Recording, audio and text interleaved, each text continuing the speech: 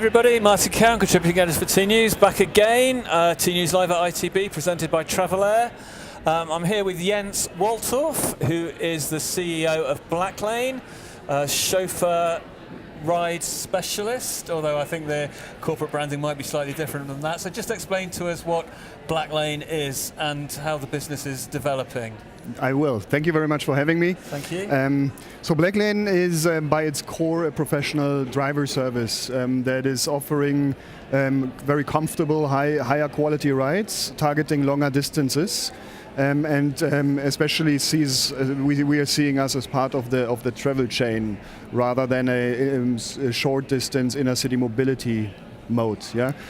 So this is where we are coming from now. We are actually adding some more interesting layers to this core business that we have built over the years, such as providing concierge-like services at airports, channeling you through fast-track immigration, picking you up from the airplane door, and these kind of things to all support our big mission of taking the stress out of travel. Okay, you mentioned the word mobility there. I mean, that's a word that's appeared recently. I think it's the way in which sort of like the ride-hailing or the sector formerly known as taxi apps has developed and matured. I mean, where do you see Blacklane as part of that ecosystem? And is it a concern for your business that you might get lumped in with the generic, taxi app sector? Yeah. No, indeed, like you have what I would call inner city mobility in this space, which is typically spontaneous, which is typically short distance. You have a lot of dynamics and players. You have ride-hailing there, you have standard classical taxi business there, but also car sharing, public transportation, walking, bikes, whatever. It's all playing in inner city short distance.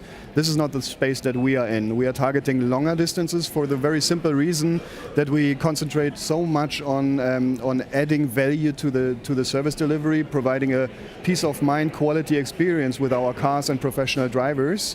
And you, from a consumer perspective, you would only appreciate this if you sit long enough in the car to enjoy it, right? Not around the block for 2 minutes or 5, but you are sitting in a Blacklane typically almost an hour. Okay, so I mean, as part of that, sort of part of the core travel journey, you've made an announcement recently relating to standards with ACRIS, I think is the acronym. Yeah. So the idea that there's a standard definition of what an SUV is, or a standard definition of drop-off and waiting times. I mean, what was the thinking behind that? Was that a reason from a sort of tech perspective or from a consumer perspective to create these standards? Yeah. From both perspectives, actually. So this industry itself and how it's now aggregated thanks to companies like Blacklane is quite new. While like rental cars, for instance, have been around since decades, are nicely standardized. When you are comparing different sites, you'll have pretty concrete categories. You know what you get, what extra costs might come in, how long you can, what cancellation policies are laying behind. In our transfer and chauffeur service industry, it has never been the case.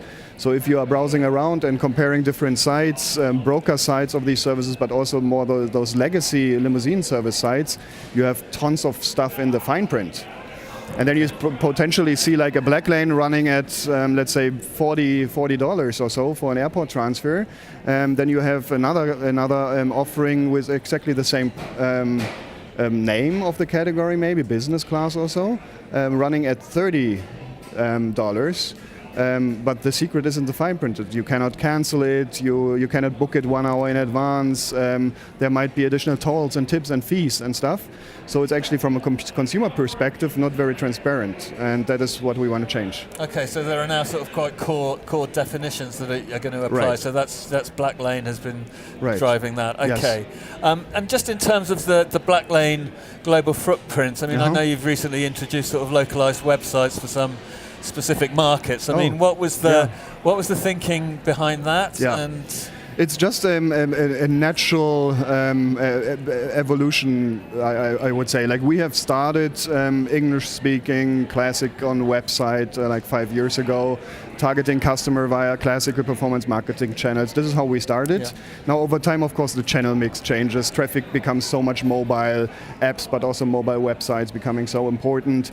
And we are just leaving a very important size of the world out of the game if we are only advertising in English and can only speak English.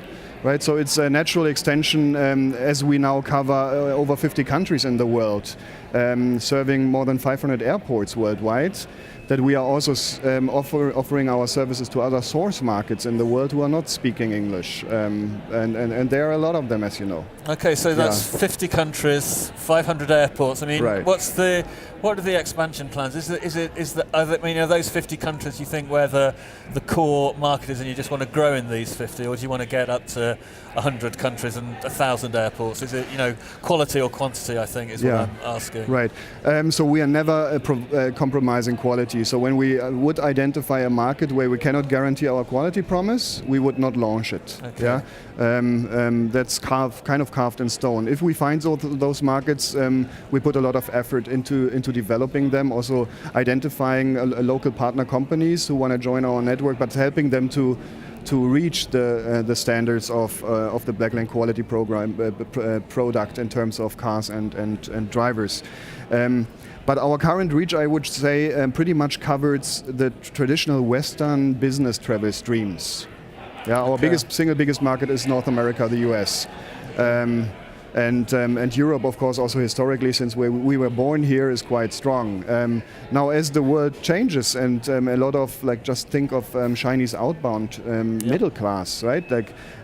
These travel streams are changing, and we need to be prepared for it, and we want to get our fair share of those markets. I mean, there's a lot of talk. You mentioned corporate travel. There's a lot of talk at ITB about luxury travel and affluent luxury leisure travel. I mean, is that a space that you're in or interested in? Again, looping back to the phrase about being part of the travel journey. So. Interesting that you mentioned this word luxury. Depending on who I would talk to, I would either jump on it or would try to avoid using such a term, because for instance, from a German perspective, luxury sounds expensive, something that you probably don't want to consume on a daily basis. Now, when you go into Middle East, then the term luxury very well resonates with the population.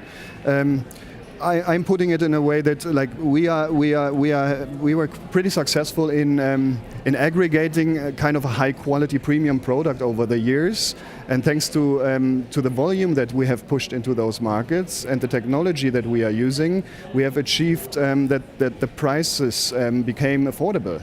Affordable for the mass market. So if you compare Blacklane price points with legacy limousine service, anywhere in the world they would charge 3 times our price points.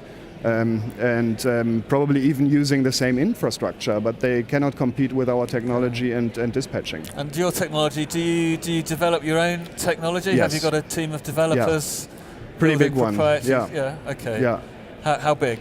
Well, it's a third, I would say, of our team's size worldwide. Okay. We are roughly at 260, 270 people, being in Berlin and Singapore, and some more cities to come very soon. A third is roughly a developer and digital product people.